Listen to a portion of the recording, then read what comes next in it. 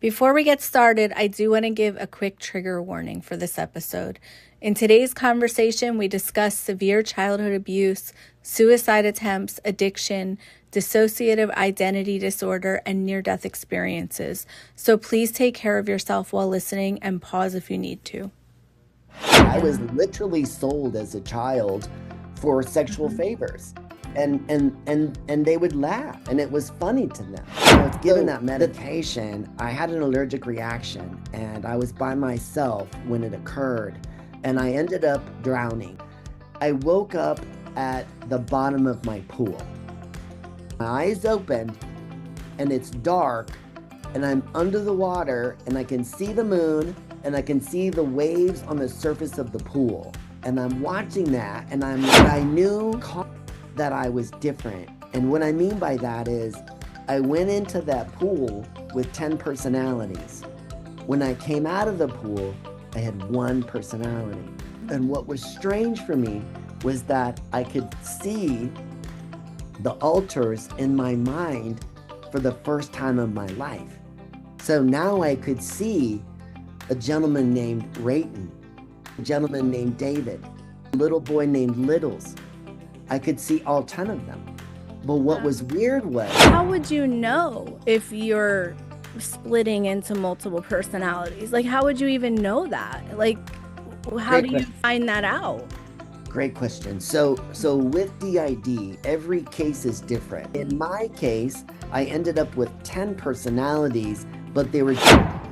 And I remember my grandfather telling me that I had many things that I needed to accomplish in this life, and that it was not my time to go, and that I had to go back. Really hard to comprehend what it feels like on the other side. The feeling of love is so powerful, and it's so magical. I didn't want to go back to my body. It was being abused, and it was full of pain. And so my grandfather kind of like pushed me back into my body. This time on Beyond Numerology, I'm sitting down with Thayne Martin, and this is one of the most intense and transformational stories we've ever had on the podcast, and that's why this one does come with a trigger warning. Thayne spent most of his life hiding a level of trauma that almost nobody around him fully understood. After years of severe childhood abuse, he developed dissociative identity disorder and lived with 10 different personalities, while still somehow building a successful career, raising a family, and trying to hold his life together. But eventually, everything caught up with him. After years of therapy, addiction, suicide attempts, and feeling like he could never fully escape the pain, Thayne had a near-death experience that completely changed him, and I mean literally changed him. He says he went into that experience with 10 personalities and came back with just one. In this conversation, we talk about trauma, consciousness, healing, the afterlife, life reviews, gratitude, and what he believes he was shown on the other side about the true nature of reality. We also get into some really deep places about abuse, identity, emotional pain, and what it actually takes to rebuild yourself after surviving unimaginable things. But more than anything, this episode is about hope. The idea that no matter how broken someone feels, healing is still possible. So without making you wait any longer, let's get into it.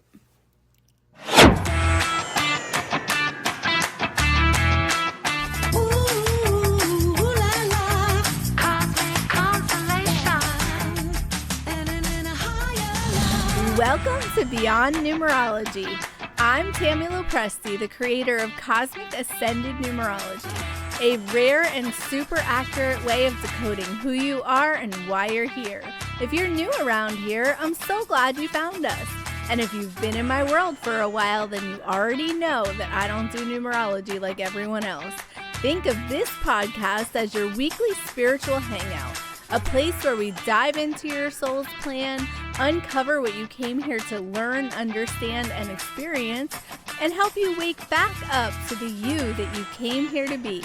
Every Friday night at 6 p.m. Central Standard Time, we record new episodes on Zoom and invite a live audience to hang out with us. This is your chance to be in the room while we chat with our guest of the week, do mini numerology readings, and enjoy occasional psychic insights from our guests. Whether it's card pulls, spirit guide messages, messages from loved ones on the other side, or other surprises that they might bring. Want the VIP experience? Stick around for the after show where you can hang out with me and the guest of the week to answer your own questions and get a behind-the-scenes look at the magic happening live. It's always fresh, always different, and always a good time. So whether you're tuning in live or catching the replay, welcome. I'm so happy you're here, and I have a feeling you're going to love it. Now let's go beyond numerology, because your soul's plan starts right now.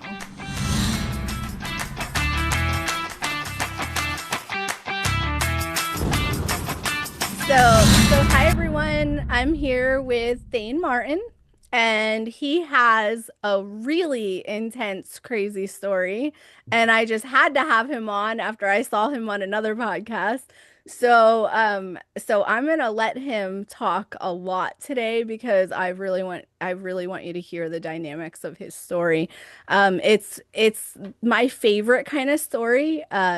This is what I was just telling him before we started. His story is my favorite kind because not only does it have like these really dark, terrible things that he had to go through, but it has like a really good transition into like a really good life, you know? And that's my favorite thing is like I love to see people win and I love to see like life turn around and I love to see you get through really hard things and learn lessons and then go out and teach that to other people. Like that is like if there was something that really, really made me the happiest, that's it. You know, like that is I it for love me, that. you Thanks know? for So, sharing that. yeah. Thank you. Thank you. So tell people your story. Tell us your story. My story. All right. Well, my name is Thayne Martin, and I grew up right here in Phoenix, Arizona. And I was born into a wonderful family. I had a beautiful mother, an amazing father, an older brother, and a younger sister. And I was born into the Mormon faith. So I was raised as a member of the Church of Jesus Christ of Latter-day Saints. And I had a normal childhood. We lived on a little street in East Phoenix, lower middle income. And my parents moved onto that street. And about the time I was probably age 4 or 5, somewhere in there, I started being groomed by a boy that lived in my neighborhood, but I didn't know what grooming was. There was an event that happened around that sadly cemented my fate. And I'll just leave it at that. And and so I knew that it was not healthy. I knew that it was wrong, but I also did not understand it because I was young, 4 or 5 years old. So, but because of that one event, when when I was actually then assaulted by an adult, because of the prior event, I remained silent and I didn't have anybody that I could tell, and that included my parents. So, my story is that a man and his wife, they were elderly, they moved onto my street, and my parents used to send my brother and I over there to rake the leaves. So, I was familiar with them, and I knew the wife more than I knew the husband. So I would mow their like yard or rake the leaves, but I never felt threatened at all from them. They were just neighbors, people. Mhm. So I, man, it's so hard to jump into this. Where do you start? Okay.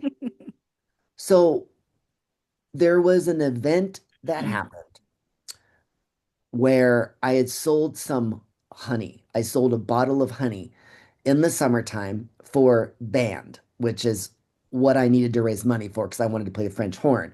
So I had sold the bottle of honey, and on July 4th, 1976, they had a block party because it was a bicentennial.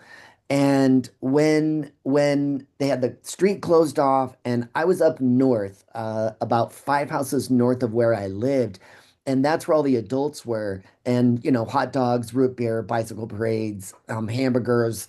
It was Americana. I mean, it was the 200th year of our bicentennial. It was a big celebration.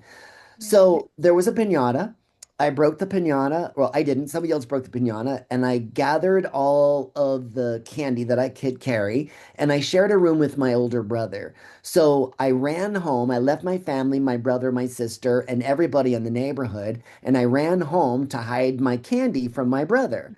So I finished hiding the candy, and as I was walking out the door, I realized that the people across the street from me had gotten home, and I had been needing to collect the money so I could give them the bottle and turn the money into the school. So I walked off across the street. I knew I didn't have a lot of time, and my parents were down the street, but they didn't know that I was missing. There's just kids everywhere. Nobody was paying attention. The streets were blocked. There was no cars on the street. It was perfectly safe for us to wander. So the gentleman across the way knocked on the door and he said Mrs. Dellenbeck wasn't home. And, he did one of these things, which, I see now. I understand what he was doing, but I didn't get that as a kid. I had no reason to be afraid. So he invited me in. He said, I've got the money in the back room. And so he said, follow me. And so I did. And I went into the back room and the door was shut and my innocence was completely taken from me and I was brutally, brutally treated. It happened fast. It was violent. I was bleeding. I didn't know what had happened. Like, I just remember it like being slow, like slow motion. Mhm. And then came the threats. And the threats were that if you say anything or tell anybody, we're going to do this to your little sister. And she was only 5 and I was raised a Boy Scout and in the church and I didn't want them to do to her what they had done to me. So I made the decision that I would keep quiet. And I knew that I couldn't say anything to my parents and I became a victim. And it started at about age 8, July 4th, 1976, and it lasted for almost 6 years. And the big challenge was that the man that lived across the street from me somehow knew another man in my neighborhood that went to my church. And he was the janitor at the church. So he had a key to the building and he lived behind me off a central alley. We had an alley that ran between the homes. Mhm. So I was surrounded by pedophiles and I didn't know it because ultimately the janitor at the church ended up abusing me along with the man that lived across the street. And then there were others. And Mm. it was an organized pedophile ring that ran in the 70s in my neighborhood. And there were other boys involved. And that's probably the worst of it all because 3 of my childhood friends all committed suicide as adults. And one of them, he died of AIDS very early on before they knew how to treat it. So there's 4 children that died from what they did to them and me. Wow. And I couldn't tell anybody. Good. So I just had to cope. And the thing is when you are abused severely, and it's repetitive, it happens often, Mhm. things can develop. And that's exactly what happened to me. So I developed something called dissociative identity disorder. It's kind of a peculiar disorder. Some people used to be called multiple personality syndrome, and then they updated it and changed it to dissociative identity disorder. Mhm. So, so I started splitting at about age 8. That was my first split. Wow. And then once the brain begins splitting, it keeps on splitting. So I split throughout my life as necessary, based mostly upon circumstances or trauma or life changes. And the whole thing that's weird is I had this condition and I didn't know it. Yeah.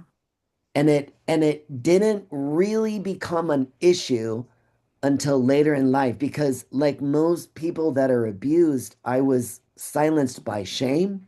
Mm-hmm. And I was being also controlled by pedophiles who would use Polaroid photographs of us to control us. Wow. So they would take Polaroids and then they would use them and say, "Do you want me to show this to your father?" And Yeah. I was horrified. And then they had Yeah. also lied to us and said that because of my actions, that I could be taken away from my family. And that was like sheer horror for Yeah. the thought of me not having a family. So, yeah, I just sucked it up. And so for 6 years, I was routinely abused by multiple pedophiles, including other members that I went to church with. One of them actually was the bishop in my church. And the Yeah. saddest thing was that he used his office in the Mormon faith. They interview young men at age 12 for worthiness. So Mm. it's an awkward conversation, and the bishop would grill the crap out of me. Like, Yeah. and I didn't know at the time because I had never put two and two together that he was also part of it. And then eventually there was an instance where I knew he was one of my abusers because he this happened in the 70s and it was right around Watergate. Yeah. So there were those Nixon masks everywhere. A Mm-hmm. lot of times when we were being abused, it was in dark places. So they would either take us into rooms in the building because the church janitor knew what rooms could lock, and he also knew when the building was occupied. So that's why it was the perfect cover. Wow. And ultimately, there's no telling how many other, I know there were others. I Yeah. know of those four boys that have all passed away. And I, of course, Mhm. I multiple attempts throughout my Yeah. life, trying to stand back up, trying to outrun, this dreadful condition. I did what everybody else does with trauma, and you try and outrun it.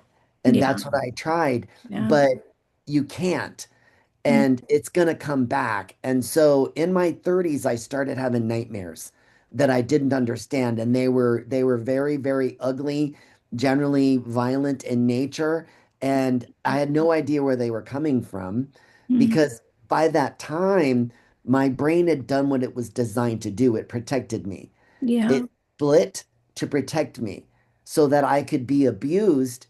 And then the next day I could go to church or go to school You as could if be nothing okay. happened. Yeah. Correct. And that's how the condition starts forming inside of children. So 1% of the US population has DID, and I'd say 95% of them are from being abused as a child. That's common. And So, so I have a question.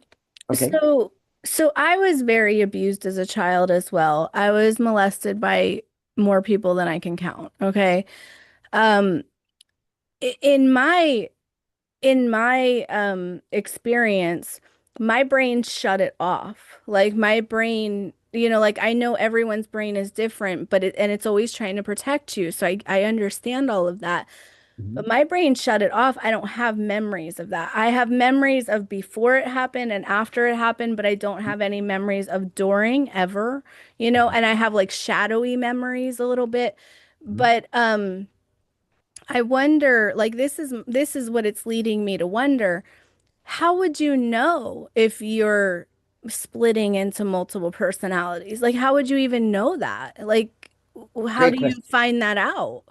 Great question. So with DID, a couple of things. The first is that every case is different.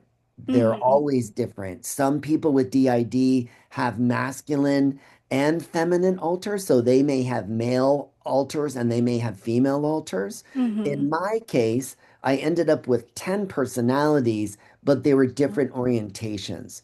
So some of them were straight and some of them were gay. Some of them were bi, and some of them were completely asexual and completely broken. Like the youngest one I had was a child and it didn't communicate. It was non-communicative. Yeah. So here's the other issue with DID. Some people, and my case was one of them, Hmm. in that my alters were not co-conscious, which means Hmm. that when I switched into a personality, I didn't know that I had Mm. switched Yeah. until later.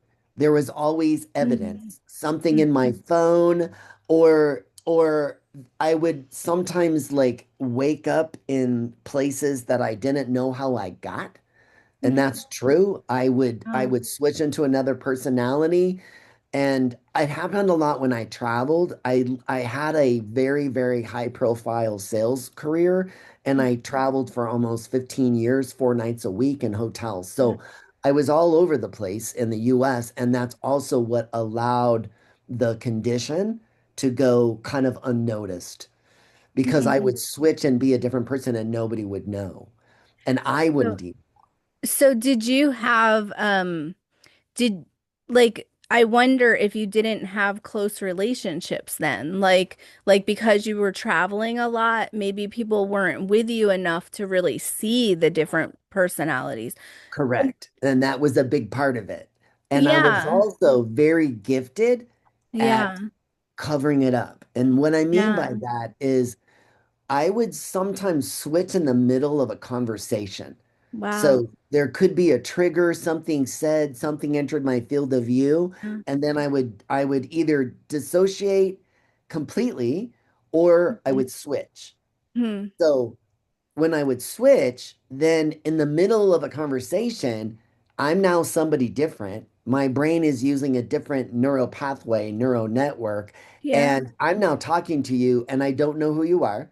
I don't know your Wow. name, and I don't know what we're talking about. So I Wow. learned how to kind of out communicate my way out Yeah. of those situations by changing the topic of the conversation, which I would do often, which drove people crazy because that was my way of switching and taking Hmm. over so that they did not know that I did not know who they were, what we were talking about.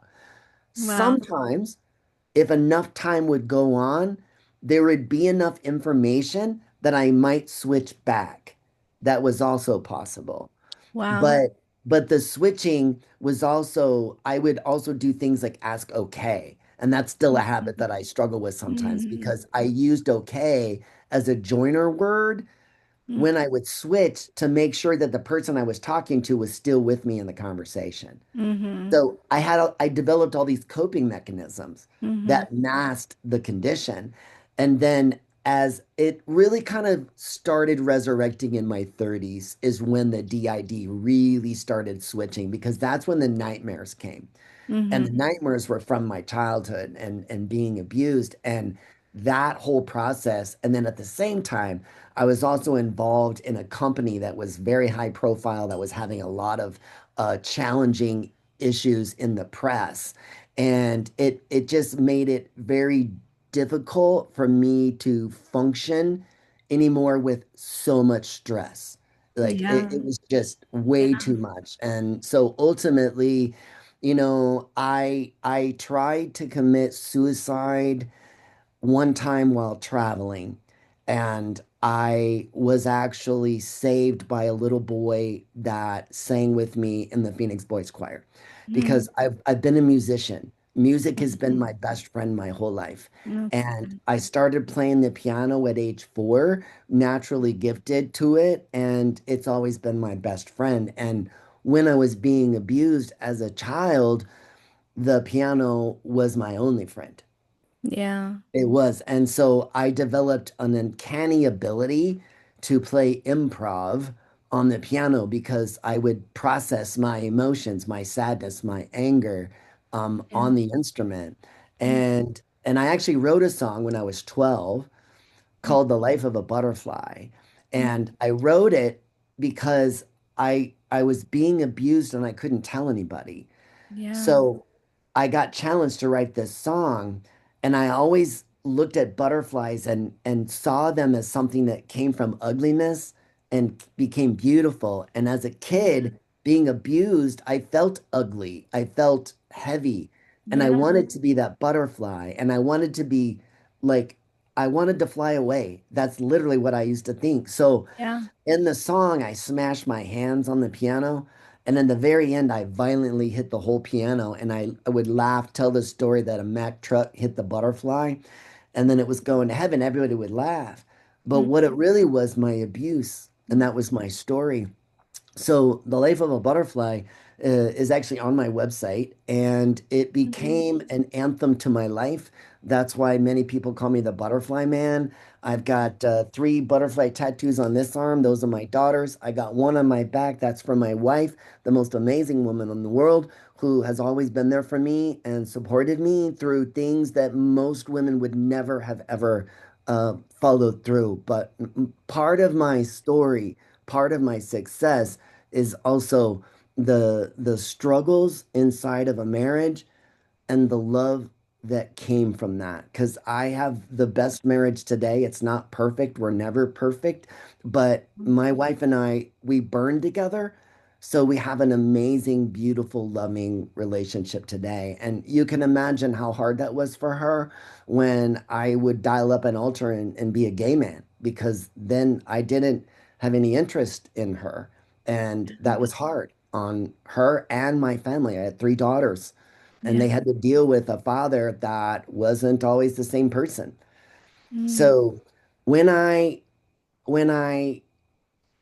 started therapy, I did the traditional route like most people do. It was EMDR that mm, I was doing that nice. uncovered the initial memory, because I literally, after my suicide attempt, and I told my wife and my parents about some things that had happened, when I sat in the chair the first time, I cried for probably 2 months without Wow. able to process anything. Yeah. I couldn't. I was so broken, and there was no way. There was nothing for me to work with. And then in the EMDR, it was a red, white, and blue bicycle ribbon in the spokes. And it was that image and that memory that I threw up randomly being manipulated with EMDR that Mhm. then unlocked the door to where all the ugliness was. Wow. And it literally unlocked one day in therapy, and then began the challenge of remembering, recalling, digging, and processing. Like when you've been Yeah. abused by multiple people, and Yeah. you have to, in some cases, process each one of these events as individual, because there was multiple perpetrators. When you're a pedophile ring, you can allow other people to abuse these children as well. Like I Yeah. was literally sold as a child for sexual Mhm. favors. Wow. Okay. And they would laugh, and it was funny to them. Yeah. So the thing that's crazy is, we got all this crap going on in our country right now with these Epstein files, and everybody's Yeah. looking the other way, going, "Hey, I don't believe this stuff happens." Mm, Well, it I'm living happens. proof of it. Yeah. And it's Yeah. been going on for literally thousands of years, and Mhm. in our country for Yeah. hundreds of years. And it's in every organization, it's in Mhm. every church, it's in every group. One in six Yeah. boys are sexually abused before age 18, one in four girls. But the challenge is nobody Nobody focuses on helping the boys. Nothing. Yeah. And when I went to go find help, psychologists would be like, I can't help you. I could have if you were a little boy, but I don't know how to treat you as an Mhm. adult because you're a man. And then on top of that, Mhm. you've got DID. So I was diagnosed with DID, complex PTSD, bipolar 1, and severe Mhm. ADHD. Like Yeah. I don't know how I functioned, but I did. And I Yeah. was very successful in the business community. I did Mhm. really well. But Yeah. ultimately, everything came crashing down for me. I couldn't outrun Yeah. it. And so I had, again, tried all the therapy, got me to about 50%, maybe Mhm. 60%. I took a course in large group awareness training, which was amazing, but it didn't stick, and I kind of fell backwards again. And so I just kept trying to live my life. And then once I was officially diagnosed with DID, it became very challenging at that point, because Yeah. now I'm switching multiple times, and it's bad and it's hard to Mhm. function. Ultimately, it's what led to challenges in my career, because I literally switched one day in the middle of a board meeting, and I became a Yeah. child in Wow. a board meeting, and I Wow. couldn't communicate. And Yeah. literally, that was like the last day for me in corporate America, because Yeah. they didn't know what to say. And at that point, I was so humiliated. I didn't know what to do, because I Yeah. couldn't I couldn't change it. So Mm. again, the traditional therapy didn't work, right? And then Hmm. I had that infamous day. It was August 13th, 2023. And I had been given some medication. And I know now that I should never have been given that medication, Hmm. but but my psychiatrist gave it to me. And it was actually on a list that we later found out was the worst drug you could give me. And we learned that from what's called the gene site report, which you can take saliva and then match it up against Mm. genetic drug profiles. And I came Interesting. back with two problems. One, don't take this drug. And two, you're a slow metabolizer, which means that I survive with a child's dose Mm-hmm. because I grew up with a very conservative genetic gene pool. Both sides of my family were conservative Masons or conservative Mormons. So we didn't drink, we didn't smoke, we didn't do alcohol, Yeah. we didn't have drugs. So my body is ultra sensitive to medication and it's Ooh. from my genetics. Ooh, that's interesting. Yeah. Okay, I never heard anybody talk about that. So Yeah. I've always been overdosed on medicine. Every time they give me medicine, it's always too much. And Mhm. that's what led to my NDE actually Yeah, you was shared being that with me. overdosed on medicine. And I did so both sides of my family, nobody are alcoholics except people that are married in, Mhm. nobody are, nobody does drugs. Like it's like both sides of my family are very against a lot of that. Yeah. Um, except for like married in people, but like yeah, that's probably why we're so It's sensitive. it's I never thought about that. it's called epigenetics. Yeah, It's epigenetics, and as we live our lives, interesting. it does end up in our genes. It ends up in your Yeah, DNA. it makes And sense. there's multiple studies that show how and why it works, but it's called epigenetics. So Yeah. that's also why I was over medicated. So Yeah. my psychiatrist, my psychologist, everybody had great intentions to help Mhm. me. But I basically became over medicated. I had 7 pill boxes to manage my day. I had pills to wake me up, I had pills to put me down, Yeah. and I was a walking zombie most of the Yeah. time. And Yeah. that was my life. And that's also I was doing the best I could. I was switching a lot. Yeah. Things were challenging with my family, with my wife, and Mhm. but I didn't know how to heal. I was literally kind of at my wit's end. And then in August of 2023, when I was given that medication, I had an allergic reaction and I was by myself when it occurred, and I ended up drowning. Call it a seizure. That's the best way I can describe it. Yeah. I ended up drowning. And what's weird for me was that I woke up at the bottom of my pool. Mm. So I literally woke up, like my eyes opened, and it's dark and I'm under the water and I can see the moon and I can see the waves on the surface of the pool, like just a slight lap of, and I'm watching that and I'm like calm, which was Yeah. weird. Like you Yeah. would have thought I would immediately panicked, but I Yeah. didn't panic. I knew that I had been someplace Hmm. because I had also been there once before as Hmm. a kid. Hmm. My first NDE happened at the hands of people that had overdosed me. Wow. They they would often like drug us sometimes, Mhm. most of the time, so that we were easy to manipulate. Yeah. So they had given something to another boy, and I just remember looking over and seeing the other boy foaming at the mouth. I just Oh, remember that. wow. And then I also remember knowing that they had given me the same thing. So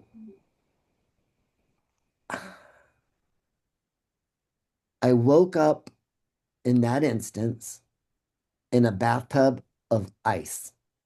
Wow. So what had happened was they had OD'd me and Mm. they were trying to bring me back. And so they literally submerged me. They dumped like an ice chest into a nearby bathtub and I ended up in that tub. So Mm. I found myself from the corner of the room Mm. and I wasn't in my body.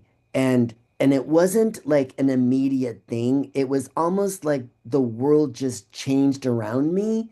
Mm-hmm. And I felt like I was floating, like going up is what Yeah. it felt like. Yeah. And then I found myself stationary in like the corner of the room. Mm-hmm. And then these beings, that's the best way to describe it. They were like light beings. And and what was strange was that I could identify one of them. And Mm-hmm. it was by, I knew who he was. Like I didn't, how can I say this? They don't have faces, Mm-hmm. like bodies, but yet I knew it was my grandfather. And he had passed 2 years prior to that event. So my grandfather held me while the pedophiles were down there trying to revive me. And I remember my grandfather telling me that I had many things that I needed to accomplish in this life and that it was not my time to go and that I had to go back. And I know it's really hard to comprehend what it feels like on the other side. And we understand love here, but we don't understand love like that. And I once you're agree. on the other side, the feeling of love is so powerful Mm-hmm. and it's so magical. You want to stay. And I Yeah. wanted to stay. I didn't want to go back to my body. It was being abused and it was full of pain. Yeah. And I didn't want to go back. And so my grandfather is like, well, I'm sorry, but you have to go back. And so, Yeah. despite my pleading, my grandfather kind of like pushed me Yeah. back into my body. Yeah. And so that was my first experience when I was a little boy, Yeah. which is why when I found myself at the bottom of the pool, I knew I had been someplace. Mm-hmm. Like I could feel it in my soul. I just knew something Yeah. had happened. I didn't have an immediate understanding of what had happened. Yeah. So I'm now at the bottom of the pool and I'm calm and I realize I want to live. I don't know how I got here and I got to get out of this water. But my brain was not like my body was not cooperating. Like I would Mm-hmm. try and get my body to move and it was like dead. It wouldn't move. Yeah. So now I'm like, well, I'm going to drown here if I don't get out of the pool. So I started praying. I started pleading like every human will do Mm-hmm. in a situation like that. And all I can say is my prayers were answered because I had a little voice that told me to raise my head. And when I raised my head, there was a bubble of air that was in my esophagus.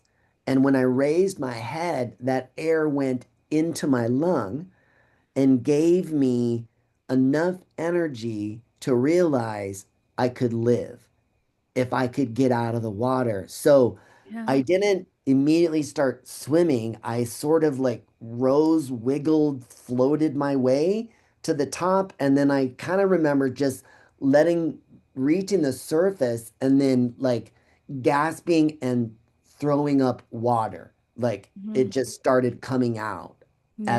as the air went in.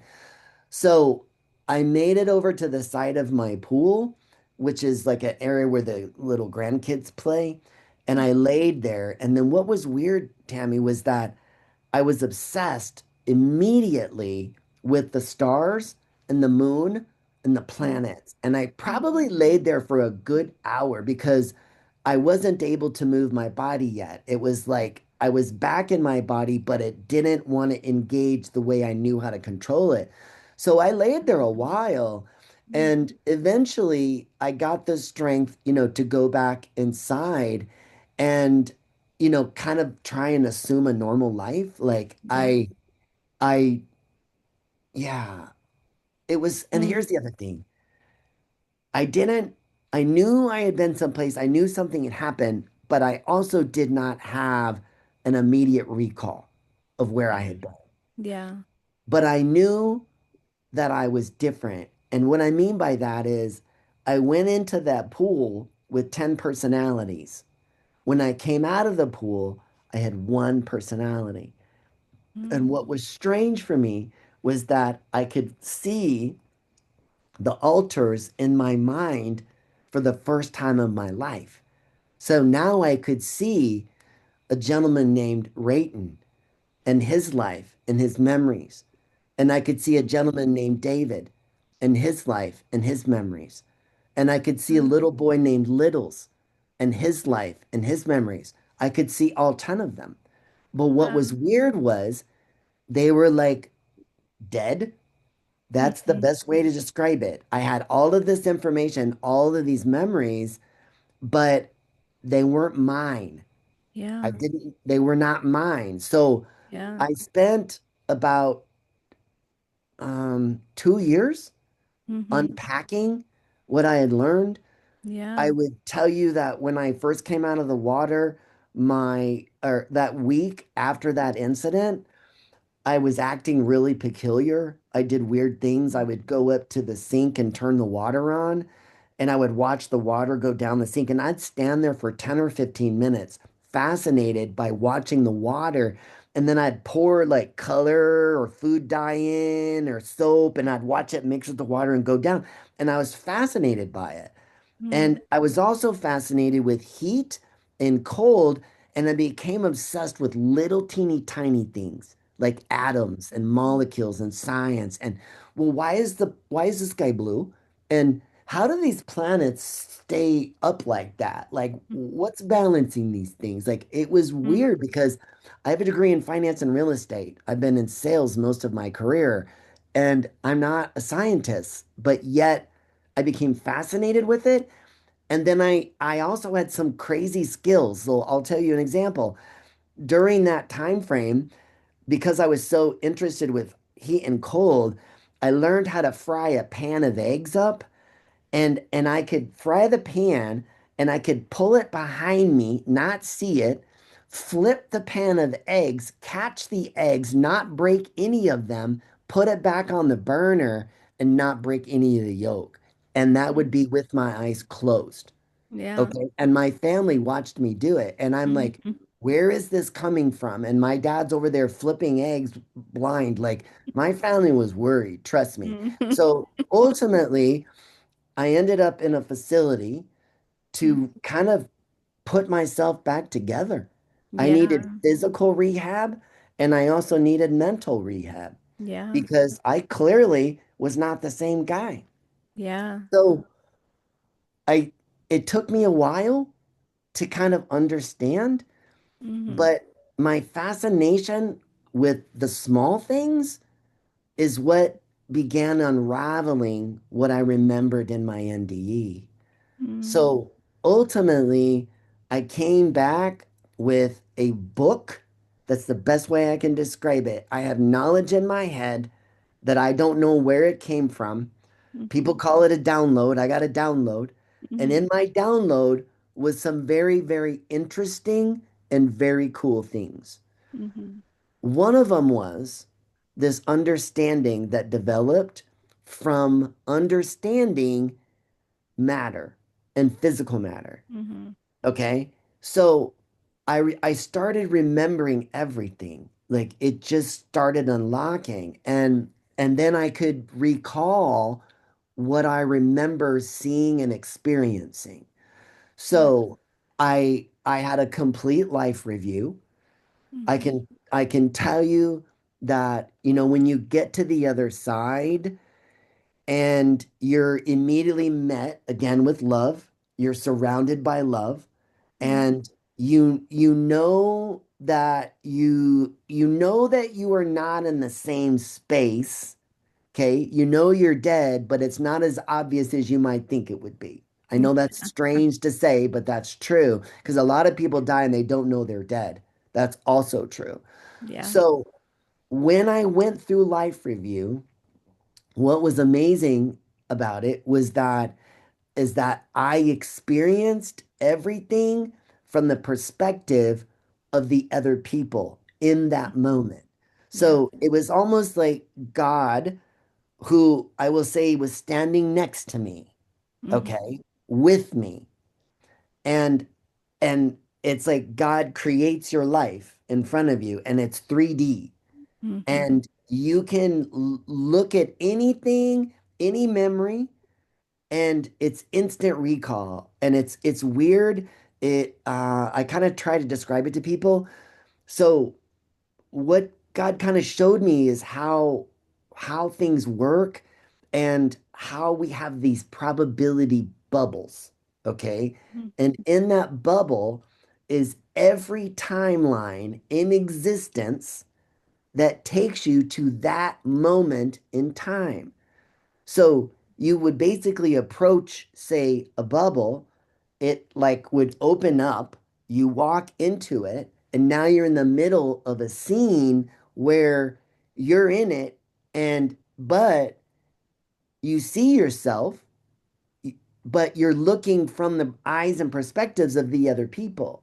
So what that means is if I said or did something that hurt the people in that moment I was looking at, I would feel the pain and the sorrow that I created in that person. Mm-hmm. So you realize how you treat people, the balancing that happens is you get to feel the negative that you created. Yeah. But the challenge is this, then you can go from that moment and understand that a moment is basically a second in time and understand that there's no time on that side. There's Mm-hmm. time here, but not there. Mm-hmm. So it's hard to kind of explain it to people because I have to explain things chronologically, but it Mm-hmm. doesn't happen that way in the afterlife. Yeah. Everything just is.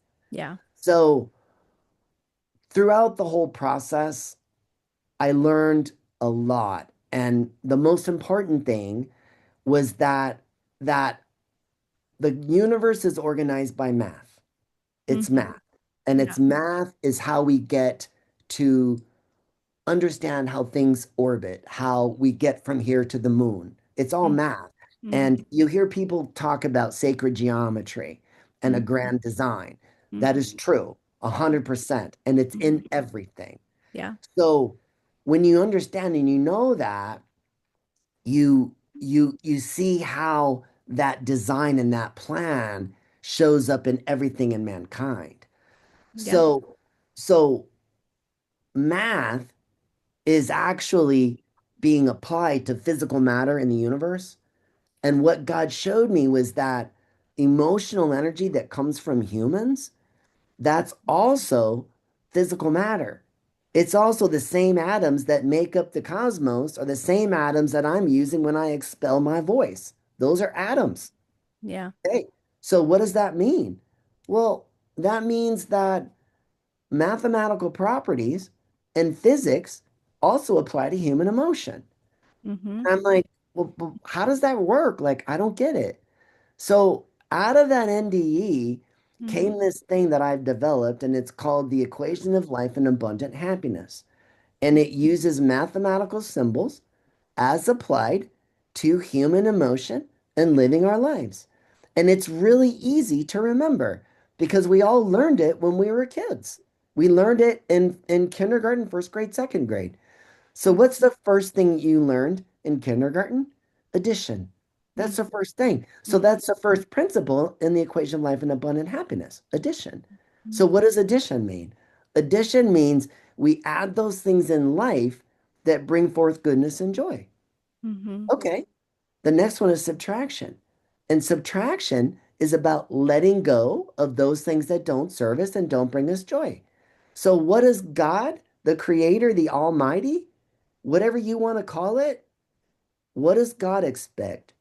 God expects us to balance, and He expects us to balance in the present moment. You see, God works in the present moment. God does not live in the past, and God does not live in the future. Mm-hmm. So if you want to align with God and you want to get direction from God, you have to learn to stay present. You Mm-hmm. have to become aware and not leave the present moment. Yeah. Because when you do, you're the one creating the rumination of your depression. When you leave the present moment and go back to your mind and start digging, Yeah. and then you play with it, you create depression. Yeah. And if you ruminate about the future and you become obsessed with it and you leave the present moment, you're now getting anxiety and panic. Yeah. So one of the first things I do when I work with people is I teach them awareness training because Mm-hmm. you will not be able to heal until you can be aware. So that's the first Yeah. thing. Yeah. So I'm now aware in the present moment. I've added and subtracted what I need to balance my life. And the thing you got to think about is balance is this. It's Mm-hmm. not this. Okay. Mm-hmm. It's on 360 degrees. That's what God expects of us to balance, to add what we need and let go what we don't. The Mm-hmm. next operator in the equation of life and abundant happiness is the next thing you learned as a kid, multiplication. And what multiplication is about is taking your action, your intention, aligning it with the higher power, we'll call it God, and Mm-hmm. then using that higher power to magnify and make it bigger, because that's what God does. It Yeah. grows goodness. Mm-hmm. So if you think mathematically, I had $100, action, intention, the help from the Almighty upstairs, I get a bigger pot. That's multiplication. All Mm-hmm. right. Well, what do you learn next? Division. Division. What's division about? Division is about dividing the goodness. So, what God expects us to do is live what's called the principle of abundance. That's something else that I teach and learn. And the principle of abundance is something that comes from our heart. And what I mean by that is every single one of us knows exactly what we need. And then we also need a little bit more to feel safe. Mm-hmm. True. Okay, so what God is saying is, if I made 1,000 from that 100, how much do you actually need? So let's say I need $700, and I also say my heart tells me I need another 150 to be safe and feel secure. Mm-hmm. So I'm basically saying to God, I need 850. That means the other 150 is excess. Mm-hmm. That's true. So what God wants me to do with the excess that I don't need is put it back into the system. That's what division does. So I take that expanded goodness and I divide it amongst my friends, family, and the public at large. I put it back into the system. I donate it. I give it away.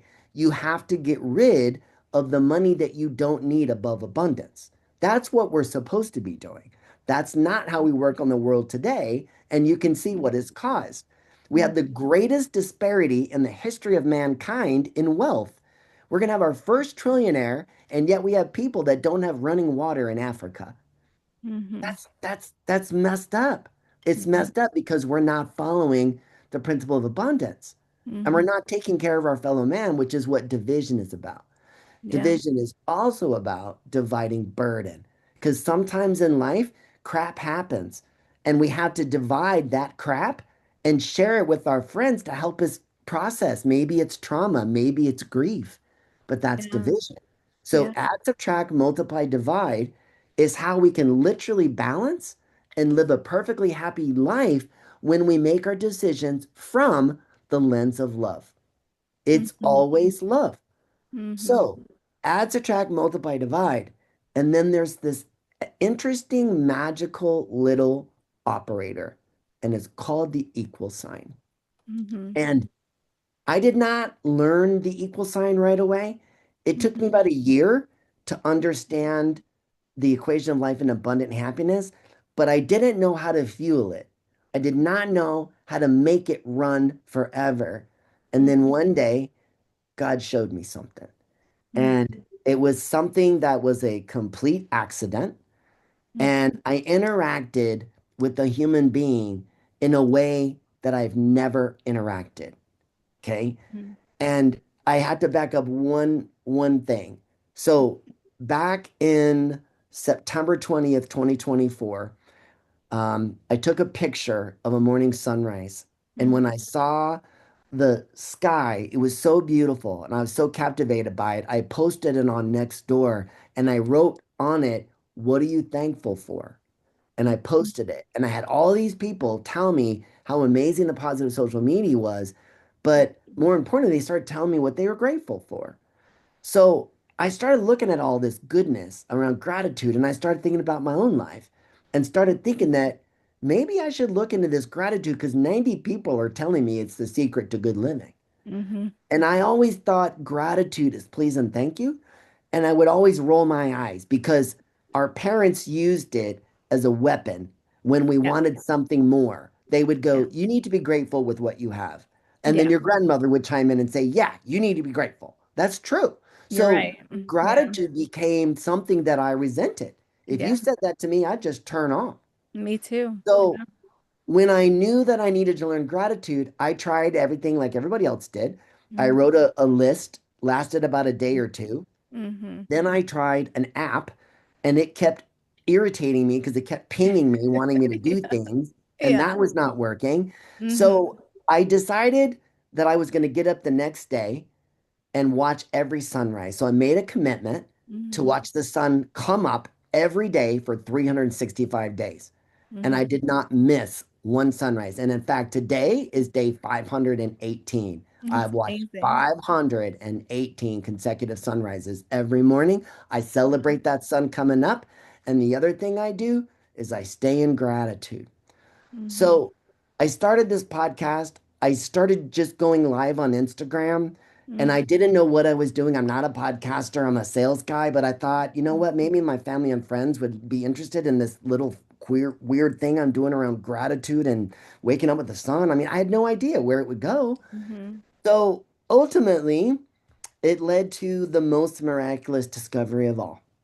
And that's the honest truth. I have learned something miraculous and it happened by accident. And it was a day that I actually interacted with another human being that blew me away Mm-hmm. because I found myself in a situation that was going to turn very ugly, and I'll be vulnerable with this audience, okay? Mm-hmm. So I was selling designer backyards and I was working all over the city and I had to be an hour and 15 minutes away and I'd had my morning coffee. When you get onto the west side of Phoenix, it's hard to find open restrooms. So I started looking and I couldn't find one that was open or working. So I was literally about the point of having to wet my pants, and I Mm-hmm. found a Carl's Jr. that was open. So I pull into the side, I grab the door, and it's locked. And I'm like, what in the world? Like, I'm literally going to wet my pants. And I see Mm-hmm. there's a woman inside, and then there's a sign that says, we don't open until 11 on Mm-hmm. the side door. And so the woman points me to the front door. I'm like, oh, okay, thank God they're open. So I come in the front door, and as I'm walking in the front door, I get four numbers thrown at me. Okay. And I think it was 4263 as I walked in. And I had no idea what that was, but I'm going back to the bathroom. So I get back there and I realize it was the code that I needed to get into the restroom. So I put it in 4263 and I went Oh, in and I took okay. care of things. And you know how Yeah. you feel after you got to go really bad? You're going to feel better. Mm-hmm. So I Mm-hmm. came out feeling better. That's also Yeah. clear. But I knew that I needed to do something more. So there was nobody in the lobby of the restaurant and the Carl's Jr. And it was just her and a number of people preparing food in the kitchen. Mm-hmm. So I walked up to her at the counter and her name was Carla. And I said, Carla, I said, I don't know you and you don't know me, but I need to thank you right now because I know you stand there at the counter and you think that you just sell burgers. But I want you to know that you deeply touched my life today, and I need to share why. So I shared very briefly that I had been horribly abused as a kid, and wetting my pants was something that my abusers would beat me over. So had I wet my pants, it would have humiliated me. I probably could have disassociated. It would have ended very ugly. And so I told her, when you gave me the code out of the kindness of your heart, you saved me from humiliation. And I you do more than selling burgers. Okay. And I said, because you showed up to work today, I now have I can now go on and do my day, and I'm not going to get in trouble with my boss, and I'm not going to be humiliated and have to spend the rest of my day or cancel the rest of my day. So I want to thank you from the bottom of my heart. Mhm. So about that time, I realized I needed to do something a little bit more. Mhm. And I grabbed my wallet and I had $100 bill that I used to wrap my credit card. And I knew that I didn't need the money. It's just Mhm. there to wrap my credit card. Yeah. And so I pulled it out and I looked at her and I said, Carla, I need to thank you again for being such a kind and generous person. Like, I know you're not going to be in fast food most of your career. You're going to be very successful in life because of the goodness that you carry in your heart. So, something also tells me that in fast food, you might need this money. So she's now looking at me, and I've got this $100 bill. And I said, so here's the thing. I'm going to give this to you, no questions asked, except for one thing. And that is that you spend it on yourself if you need it. But if you don't need it, my heart tells me you're going to give it to the next person in line that can't pay for their meal. Okay. And then I let go of the bill and she began weeping. And then I began weeping. And then I got hit with something. And it was this thing. And I'm just going to call it a cocktail because that's exactly Mhm. what it is. It is a surge of hormones in your brain, and you're going to feel tingles. It's like spideys. Um, you feel, I'll say it's the closest way of feeling love like I had felt on the other side. Yeah. And so, I knew I felt something. And I said to myself, this is gratitude. Yeah. This is gratitude, authentic, experiential gratitude. So I walked out of the store happier than I'd ever been. Okay. And I decided to try and do it again. So Mhm. I found another person and I created gratitude with them. And I Mhm. did not get the cocktail. And I was disappointed Mhm. Mhm. because I wanted that feeling. So Mhm. I spent a couple of days practicing. And then I realized that there's some special situations that have to be present in order for the body to enter into a psychological space of risk. Okay. Mhm. When the body goes into a space of risk, it changes our biological chemistry in our brains. Mhm. And it's also using our subconscious mind to predict the future. So when I deliver kindness and love from a stranger instead of what they would have normally expected, the Mhm. brain goes, what the heck is this?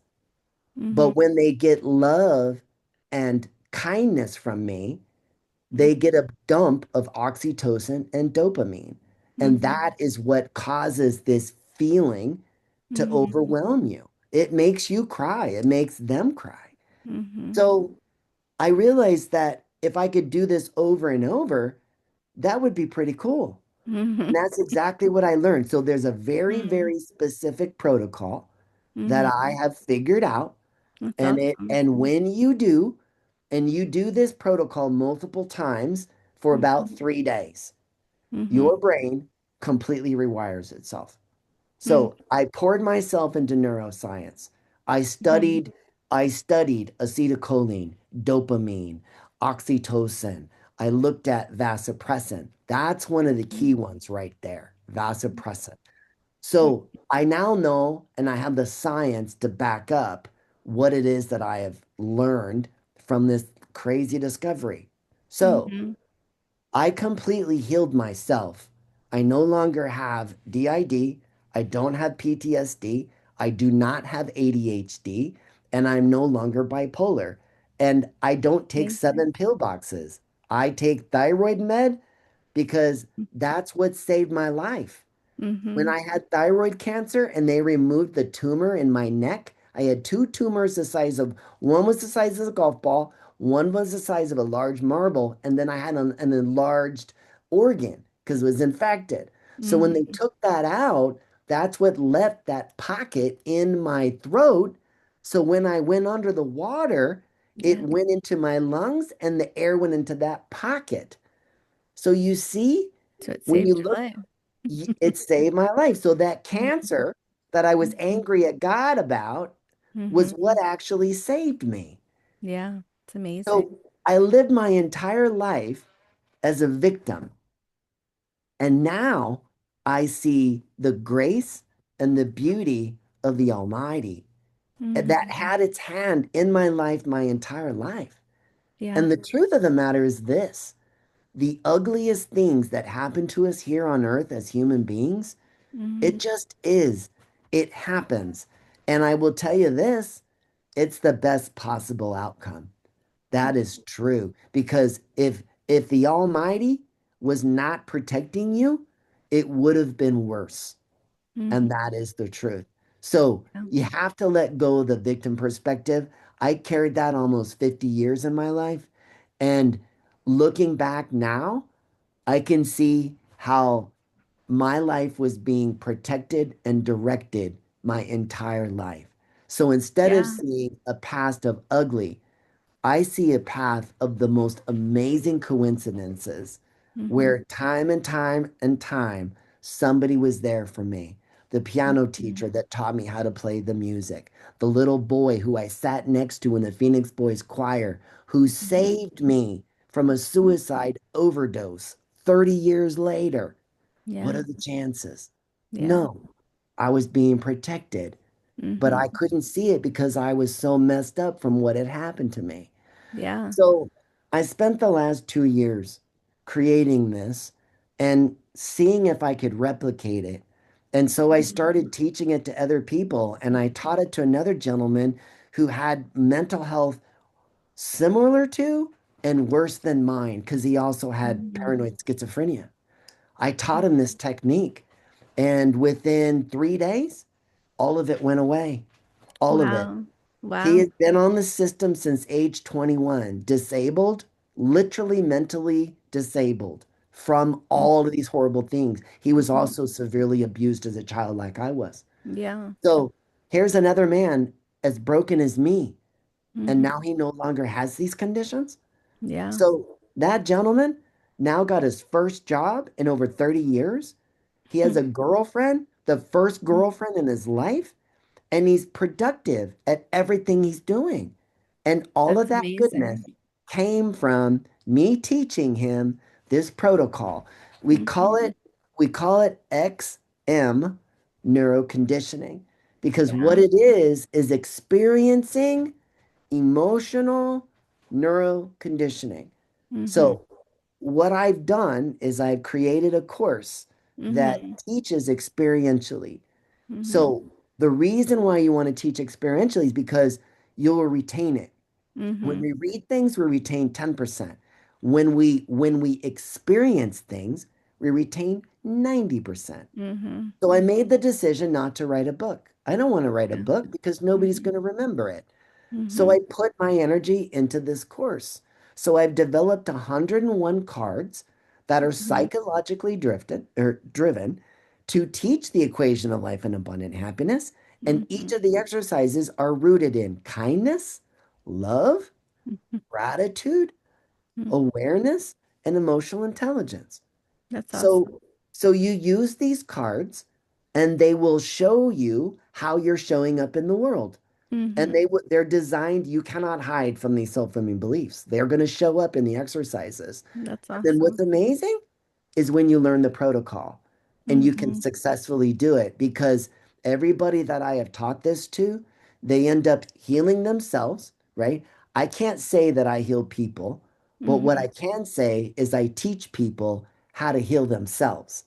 And Yeah. I've done it multiple, multiple, multiple times. Well, that's the So best teacher, right? that is exactly why. And I also know that this is my purpose Mm-hmm. because that was the deal that I made with the Almighty was Mm-hmm. that if I came back and I was allowed, then I had to also agree to move forward and share what I've learned. Mm-hmm. So I created a website. It's Yeah, I was at gonna say, so how do people find you and how do people find this program? Yes. So my website is itspurelove.com. Okay. Itspurelove. And what's amazing about that is when I decided to do this, and I knew that I was being directed by the Almighty because I walk with God every day, like Mm-hmm. every day. I have the deepest relationship I've ever had with Mm-hmm. God. Mm-hmm. And out of that goodness came this course and this website. And so I needed the perfect domain because Mm-hmm. the other thing that God showed me is that there's really only one rule. Mm-hmm. It's love. That's it. Yeah, Everything I agree. begins and ends in love. Yeah. So when you understand that, you understand that love, the love that God created is what can heal us. And Mm-hmm. that's exactly what gratitude does because gratitude is the spark and the fuel for goodness. Mm-hmm. You can't go up to a stranger and create love with them. Not in the world we live in today, because if you do, you're going to get beat. They're going to call the cops on you. Mm-hmm. But if I approach them with authentic gratitude, gratitude opens the door, doesn't it? Because gratitude Creates is the love. space. It Mm-hmm. is. And it opens the door because it creates Yeah. respect. Yeah. It also is neuroscience. And that's the Mm-hmm. key. Mm-hmm. Gratitude has been studied multiple times of how it uses neuroscience. When we use gratitude as humans, it Mm-hmm. literally quiets your amygdala, which is your fear response center of the brain, fight or flight, Mm-hmm. and then it escalates and lights up the prefrontal cortex, which is where you do your rational decision making. Yeah. So gratitude is neuroscience. Mm-hmm. And when you use gratitude experientially, the way that I teach people, it rewrites your brain. And in about 3 to 5 days, Awesome. you're going to have a moment in time when you realize that everything you once believed is no longer valid. Because here's the other thing I learned in this: fear is fear is fear is fear. Mm-hmm. And what I mean by that is the fear of getting hit by a truck is the same fear that I would have if I was standing on a stage and doing public speaking. Mm-hmm. So the mechanism inside the brain and the body is the same. The only thing that changes is the degree of the fear. And I'm the one, the observer is the one that assigns the degree of the fear. Mm-hmm. See? Yeah. So when you understand that and you rewrite your circuits, now when my brain experiences fear, it says, we got nothing to worry about because this is a world of kindness and love. So Mm-hmm. I literally figured out how to eliminate the fear response in the body. I Because think that's anybody that I amazing. taught no longer has fear. And then Yeah. they also get every shadow Mm-hmm. from their heart out. Like that's one of the biggest challenges that therapists have is Mm-hmm. getting your subconscious mind to give you the things that you need to work on in therapy. But the brain's designed to protect you. It's not always going to tell you the truth, no different than it protected me almost most of my life. Mm-hmm. So you can't heal until you rewrite your brain. And that's the honest truth. So, the way that you do it, you learn awareness so that you Mm-hmm. can stay present and not lose the precious here and now. Awareness Mm-hmm. is first. The second thing is emotional intelligence. That's learning. We have 0.25 seconds between when our brain experiences a stimulus and when our subconscious mind will execute the program unless we choose something different. So I teach you how to grab that 0.25 seconds and make a different choice. That leads to emotional intelligence. So now I've got emotional intelligence and I got a brand new brain. Now I apply what I've learned in the equation of life and abundant happiness. I add, subtract, multiply, divide, and I use gratitude as my balancing agent. And if you do that, your life runs perfectly. I have never been this Mm-hmm. happy. I have That's never been this awesome. abundant. I think everything that you're doing is amazing. I really do. I think it's amazing, and I think everyone should check out your work, seriously. I Thank you. I really think what you're doing is coming from love, and Well, it here's the really other is thing the that's only unique true about me. thing. I work on a donation basis. That's Okay. awesome. I work on a donation basis because free doesn't work. You Hmm. have to have skin in the game because this is shadow work. And Yeah. shadow work is hard. And I've worked with people for free and they don't complete the course because Yeah. I am going to ask you to get uncomfortable sometimes in these exercises, Hmm. right? I got to stretch you to get you out of these fears.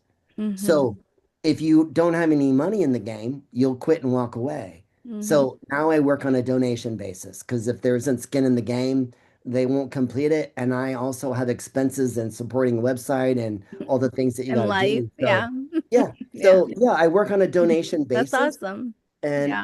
it works well for me. And now I'm Yeah. working with people all over the country. So Yeah. That's awesome. let's open up the Okay. mic. Okay. Yeah. So thank you so much. And we're going to head out of here. We're gonna go into the after show, and Okay. that's where people can ask you questions too. So Okay. all right. So thank you. Thank you so much. Your You're story is very welcome. holy crap impactful. So Thank you. I'm grateful to be um alive. yeah. All All right. right. All Amen. right. So I will see everybody over there. Okay. Bye. Bye.